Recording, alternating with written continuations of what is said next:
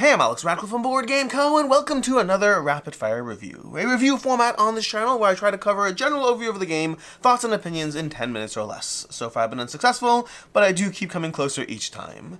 For today's video, we're going to be covering Mistborn the Deckbuilding game from Brotherwise Games and John D Clair. This is a deck building game, a genre that, I guess the basic idea of a deck building game is you're going to start with a deck of cards, in this case 10, which is not that atypical, and then from there you'll be buying cards from an open market that will go into your discard pile, and as you run out of cards in your deck, you'll be cycling those cards you purchased into your engine so you can develop an engine as you go, the engine being your deck. In this game, the game is going to have a solo mode or cooperative, as well as competitive. The competitive mode has you either trying to reduce an opponent's health to 0, or alternatively being the first person to the top of the mission tracks in the game. The cooperative mode, or the solo mode, is going to have you facing off against this evil lord from the Mistborn series, who is going to be slowly getting more and more powerful, operating with his own deck, giving you threats that you're going to have to deal with, one-time effect cards that will make him incredibly powerful and hard to kill, as well as throwing various enemies directly at you that you'll have to confront. Now, the key thing that makes Mistborn different than your standard deck building game, assuming you've played a standard deck building game, is going to be the use of these metals. You see, you're going to be burning these metals in the game, but just because that's something you do in the source material, in the book. You have these metals that you're burning for power. What you're going to have is you're going to have basic cards in the deck. These cards over here, they're going to give you currency you can utilize to buy cards from the marketplace, paying the cost up top, or alternatively converting two into a single one that you can hold on to for later. So if you aren't able to spend or don't want to spend, you can slowly build up towards that turn where you can go ahead and buy that 8 cost card that's going to be very powerful.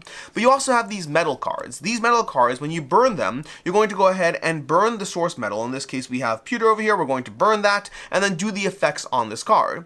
Now, there are a few ways to go ahead and burn additional metals. There's ways to flash metals effectively, which is where you utilize them without, because once a turn you're able to burn a metal, that will upgrade as you go through this. You're going to be upgrading this every single turn, giving you additional benefits, unlocking abilities on your board, allowing you to burn more metals each turn. But you also have the opportunity to flash metals, which is where you kind of exhaust the metal. You'll have to get it back later, but it's kind of taking a loan out on your metal. You can do it now and then pay it back later. The other thing you can do is you can go ahead and use this vial on the side of a card. The vial will let you power up other cards. So you want to go ahead and be mindful of trading those in order to power up more cards. Basically, you can burn a certain number of metals depending on your strength. You can flash metals, but you'll have to go ahead and use a vial to refresh them later, or you can just use the vials to go ahead and power those up.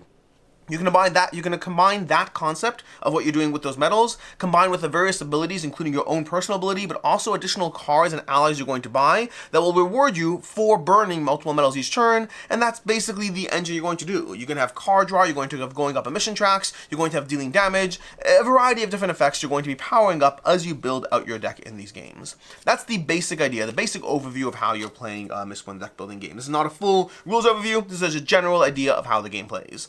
As far as my rapid fire review format, let's start with the first question: am I keeping this game? And the answer is no, I'm not keeping this game. As far as why or why not, there are some clever ideas in Mistborn, primarily the balance of the economy around the metals, how you're going to be burning metals, leveling up progressively throughout the course of the game, flashing metals that are kind of, again, that aspect of getting a loan and then paying it back later, so to speak, and then using your own cards to power your engine. Combine that with various cards that reward you for burning certain metals, and you're going to try to build your deck in a certain direction, so that every time you burn iron or copper or whatever it is, you're going to get additional effects in the game. But ultimately, I would say that for me, the game felt like it was focusing on trying to be true to the source material in the mechanics and way that the game was developed, and didn't feel like it necessarily brought anything special to the deck building genre that actually felt like it gave me a reason to want to play it outside of the theme. There's nothing wrong in this game. It does everything totally fine. It does the job. It's a deck building game. You build up, you power up, you go through things. But ultimately, I just don't think that from a mechanical standpoint, I didn't feel like it did anything new for me. It had a bunch of ideas that throw together that work, especially if you're trying to bring the IP to life. As far as other similar games, first of all, I definitely recommend checking out Star Realms. This game felt very reminiscent of Star Realms, both in terms of the competitive deck building, but also in terms of the way the game gives you a big bad to face off against. Later versions of Star Realms did that, so you have that co-op, that solo, and that competitive play in a deck build that's all about powering up and trying to take each other down. As far as another similar game, definitely check out The Reckoners. This one felt less similar mechanically, but similar thematically as far as giving you that big bad to tackle in a more cooperative game, but I will say when I played this game game solo and co-op, I definitely kind of got Reckoner's vibes from what the game was doing. I don't remember enough about Mistborn. It's been a very long time since I read it, so I don't remember about the source materials being that similar, but I definitely got similar vibes from playing the games. As far as a counter opinion, for me, it's not a game that works for me. Why might it be one that works for you? Ultimately, Mistborn is a good deck building game. It's a good, enjoyable deck building game with PvP, with solo, with co-op, and it does do a good job being a testament to the source material of the game. It managed to what's the word I'm looking for? It manages to include elements of the Mistborn universe while being a deck building game that does feel a little bit different from other deck building games out there.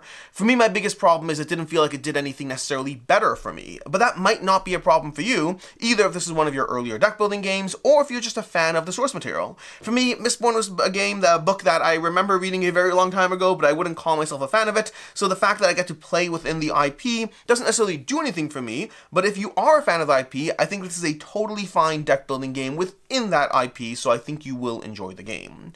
As far as my rating and final thoughts, for me, the base game, the regular PvP is going to be a 3 out of 5. The solo will actually be a 3.5 out of 5. I enjoyed the solo more than I did the regular game. I thought the regular game, and it might just be the fact that there's so many deck building games out there that for me, the regular game didn't feel like it really stood out. The solo did feel a bit more like a challenge. I enjoyed that. That felt a little more different than other deck building games I've played, even Star Realms like I mentioned already. So for me, the solo ranks a bit higher.